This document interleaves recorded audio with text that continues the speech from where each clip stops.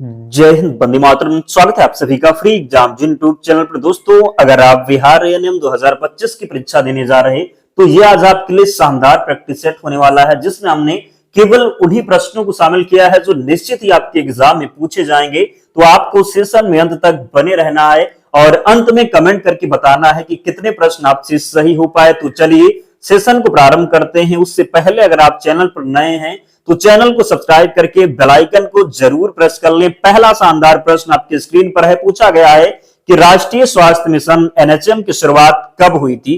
2000, 2005, 2010 या फिर 2015 में? तो जल्दी से कमेंट कीजिए और सही उत्तर बताइए कि राष्ट्रीय स्वास्थ्य मिशन एनएचएम की शुरुआत कब हुई थी। सही उत्तर हो जाएगा 2005 में। कब? तो 2005 इसका राइट आंसर होगा। दूसरा प्रश्न है, एएनएम का पूर्ण रूप क्या है? एएनएम का पूर्ण रूप क्या है? तो सही उत्तर हो जाएगा ऑक्सिलरी नर्स मिडवाइफरी इसका राइट आंसर होगा। याद रखेंगे, गलती नहीं करेंगे। तीसरा प्रश्न है, बिहार में मातृ मृत्यु दर कम करने हेतु कौन सी योजना प्रमुख है? आयुष्मान भारत, जननी सुरक्षा योजना, जनधन योजना या फिर पोषण अभियान? तो आपको सही उत्तर कमेंट करके बताना है कि बिहार में मातृ मृत्यु दर कम करने हेतु कौन सी योजना प्रमुख है। तो राइट आंसर इसका हो जाएगा जननी सुरक्षा योजना। क्या होगा? तो बिहार में मातृ मृत्यु दर कम करने हेतु कौन सी योजना प्रमुख है? तो जननी सुरक्षा योजना। चौथा प्रश्न है, टीकाकरण कार्यक्रम का उद्देश्य है कुपोषण हटाना, संक्रामक रोगों से बचाव, मुफ्त इलाज या फिर दवा वितरण? तो टीकाकरण कार्यक्रम का उद्देश्य क्या हो जाएगा?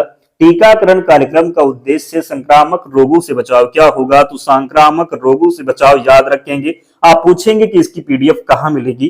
तो इसकी पीडीएफ मिलेगी टेलीग्राम चैनल पर, लिंक डिस्क्रिप्शन बॉक्स में है, या फिर आप टेलीग्राम पर जाएंगे और सर्च करेंगे फ्री एग्जाम जोन, आपको चैनल मिल जाएगा। वहां पर आपको सारी पीडीएफ मिल जाएगी और आपके एग्जाम से पहले वहां पर हम लगभग जो है 200 प्रश्नों का वन लाइनर माध्यम होगा प्रश्न आपको प्रोवाइड करवाएंगे, जिसका रिवीजन करके आपको एग्जाम हॉल में जाना है। तो इन 200 प्रश्नों का रिवीजन जरूर कर लेना। लिंक डिस्क्रिप्शन बॉक्स में है, ज्वाइन हो जाना। प्रश्न है कि आयरन की कमी से होने वाला रोग मलेरिया, एनीमिया, टीबी या फिर डेंगू? तो आयरन की कमी से होने वाला रोग क्या हो जाएगा?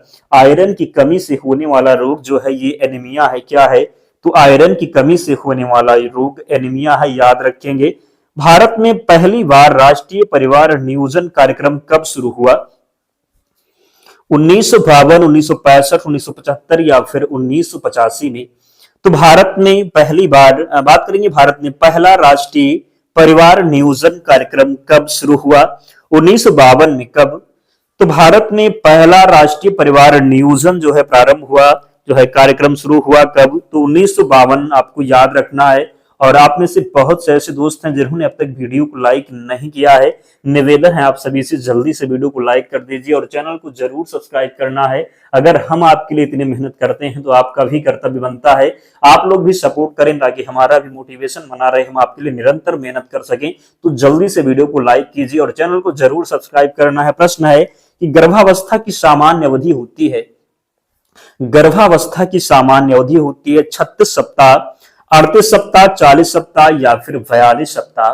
आपको बताना है कि गर्भावस्था की अवधि होती है लगभग जो है गर्भावस्था की जो अवधि होती है ये कितनी होती है? तो 40 सप्ताह। कितनी? तो 40 सप्ताह यहां पर राइट आंसर होने वाला है। आठवां प्रश्न है, शिशु को जन्म के कितने घंटे के अंदर स्तनपान कराना चाहिए? 6 घंटे, 12 घंटे, 24 घंटे या फिर 1 घंटे के भीतर? आप बताएंगे कि शिशु को जन्म के कितने घंटे के अंदर स्तनपान कराना चाहिए? कितने घंटे के अंदर? तो 1 घंटे के भीतर।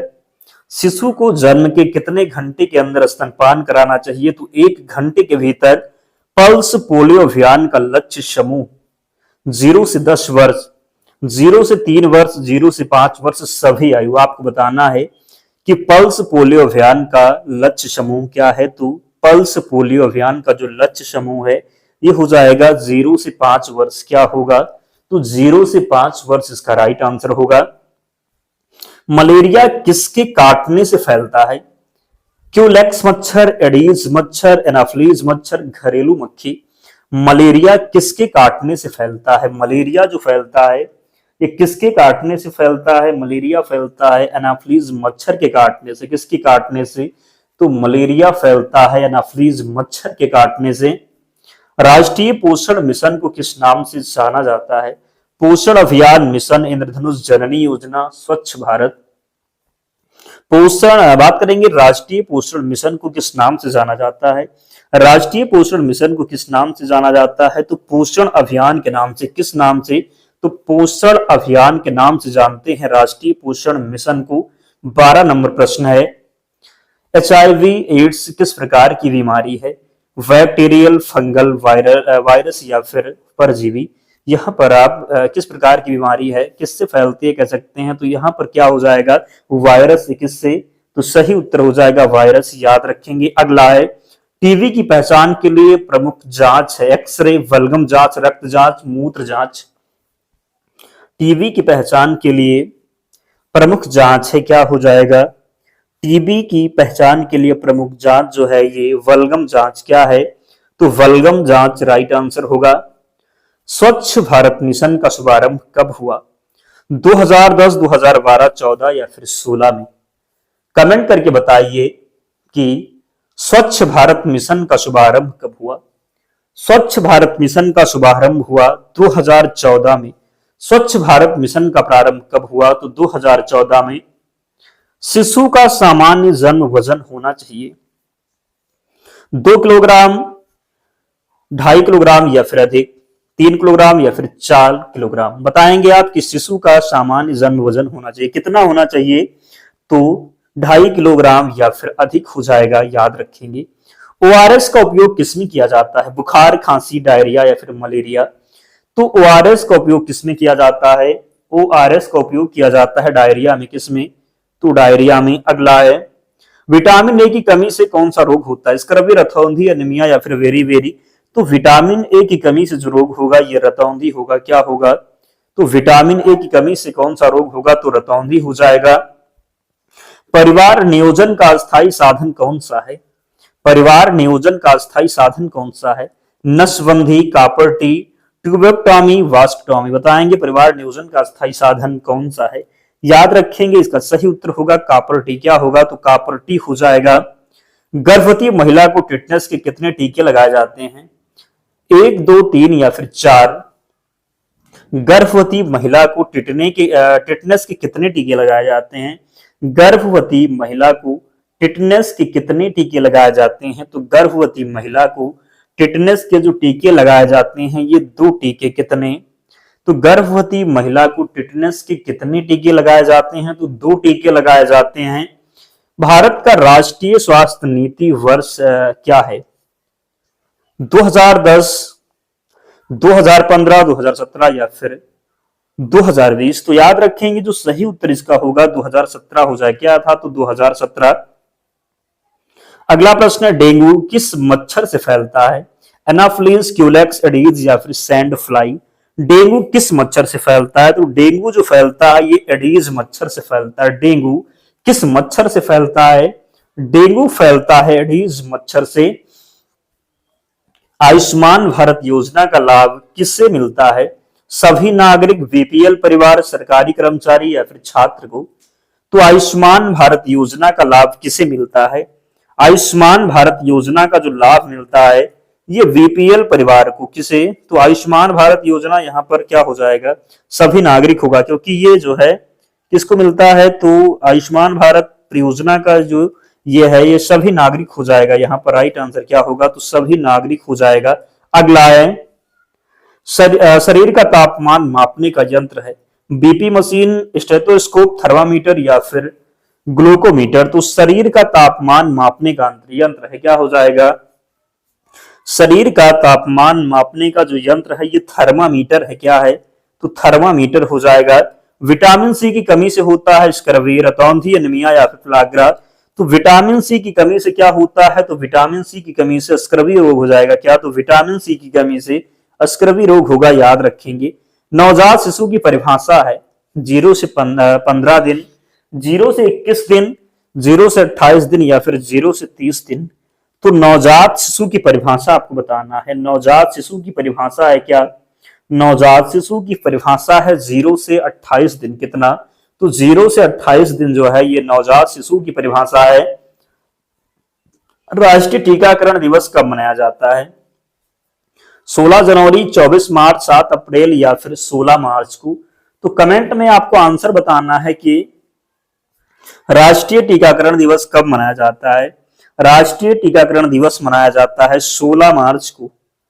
राष्ट्रीय टीकाकरण दिवस कब मनाया जाता है? तो राष्ट्रीय टीकाकरण दिवस 16 मार्च को मनाया जाता है। अगला प्रश्न है, पीएचसी का पूरा नाम क्या है? पीएचसी का पूरा नाम क्या है? Primary health centre, public health care, प्यूपिल health centre, private health clinic. PHC का पूरा नाम क्या है? पीएचसी का जो पूरा नाम है ये प्राइमरी हेल्थ सेंटर हो जाएगा। पीएचसी का पूरा नाम प्राइमरी हेल्थ सेंटर है, याद रखेंगे। डब्ल्यूएचओ का मुख्यालय कहां है? डब्ल्यूएचओ का मुख्यालय कहां है? न्यूयॉर्क, जिनेवा, पेरिस या फिर लंदन? तो डब्ल्यूएचओ का जो मुख्यालय है ये कहां पर है? तो याद रखेंगे डब्ल्यूएचओ का मुख्यालय कहां पर है? तो ये जिनेवा में है। डब्ल्यूएचओ का मुख्यालय जिनेवा में स्थित है। मलेरिया परजीवी का नाम है प्लाज्मोडियम, ट्राइपैनोसोमा, लिस्मेनिया या फिर एंटअमीबा? तो मलेरिया परजीवी का नाम क्या है? मलेरिया परजीवी का नाम हो जाएगा प्लाज्मोडियम। क्या होगा? तो मलेरिया परजीवी का नाम प्लाज्मोडियम है, याद रखना है। अगला है, बच्चों को बीसीजी का टीका किस रोग से बचाता है? पोलियो, टीबी, खसरा या फिर डिफ्थीरिया? तो बच्चों को बीसीजी का टीका किस रोग से बचाता है? बच्चों को बीसीजी का टीका बचाता है टीबी से। किससे? तो टीबी से बचाता है। अगला है, आयरन फोलिक एसिड की गोली किसे दी जाती है? केवल पुरुष, केवल बच्चे, गर्भवती महिलाएं, बुजुर्ग को? तो आयरन फोलिक एसिड की गोली किसे दी जाती है? आयरन फोलिक एसिड की गोली दी जाती है गर्भवती महिलाओं को। किसे? तो आयरन फोलिक एसिड की गोली दी जाती है गर्भवती महिलाओं को।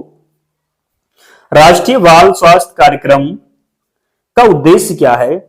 मुफ्त दवा, बच्चों की जांच व उपचार, खेल विकास, छात्रवृत्ति?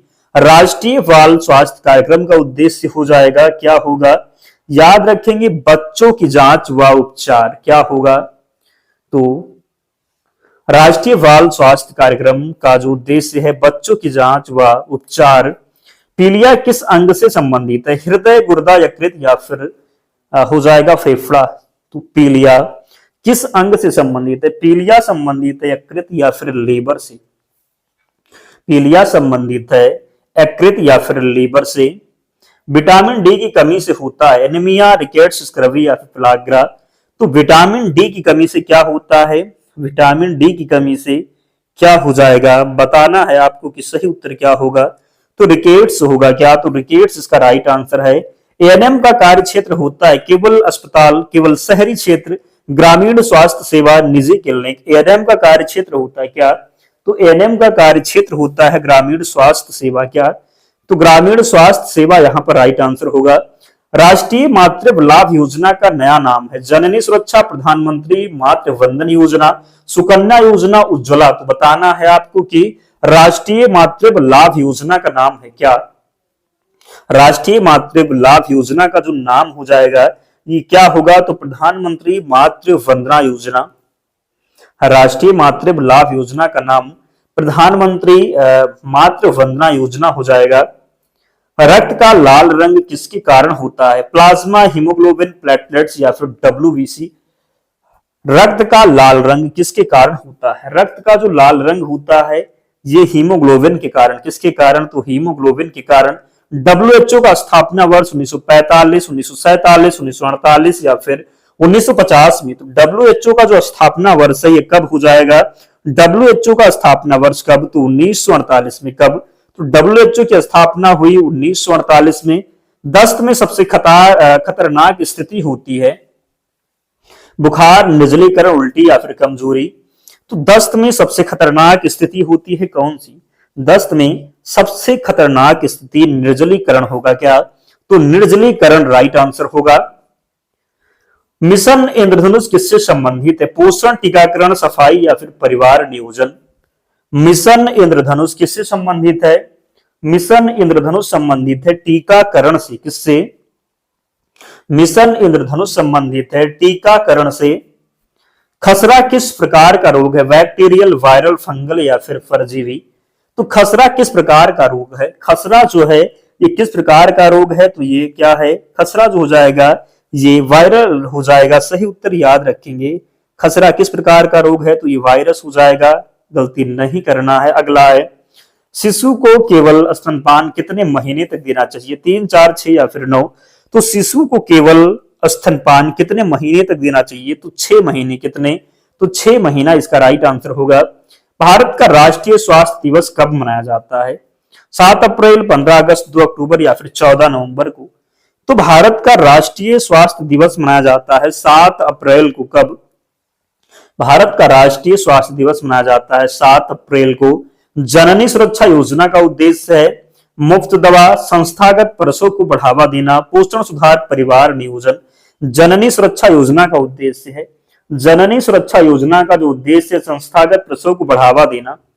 जननी सुरक्षा योजना का उद्देश्य संस्थागत प्रसव को बढ़ावा देना।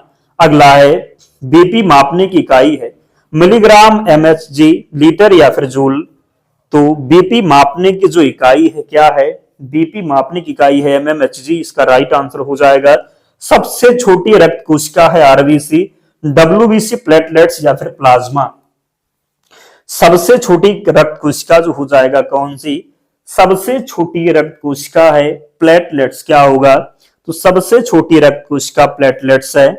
शुद्ध पेयजल से संबंधित रोग नहीं है, हैजा, टाइफाइड, मलेरिया या फिर पेचिश? तो शुद्ध पेयजल से संबंधित रोग नहीं है, शुद्ध पेयजल से संबंधित रोग नहीं है। तो क्या हो जाएगा? ये मलेरिया होगा। क्या होगा? तो मलेरिया होगा। टीकाकरण का प्रतीक रंग है लाल, नीला, हरा या फिर बैगनी? टीकाकरण का जो प्रतीक रंग हो जाएगा ये बैगनी होगा। कैसा होगा? तो टीकाकरण का प्रतीक रंग बैगनी है। राष्ट्रीय किशोर स्वास्थ्य कार्यक्रम का नाम है आरकेएसके, आरवीएसके, एनएचएम, एनआरएचएम?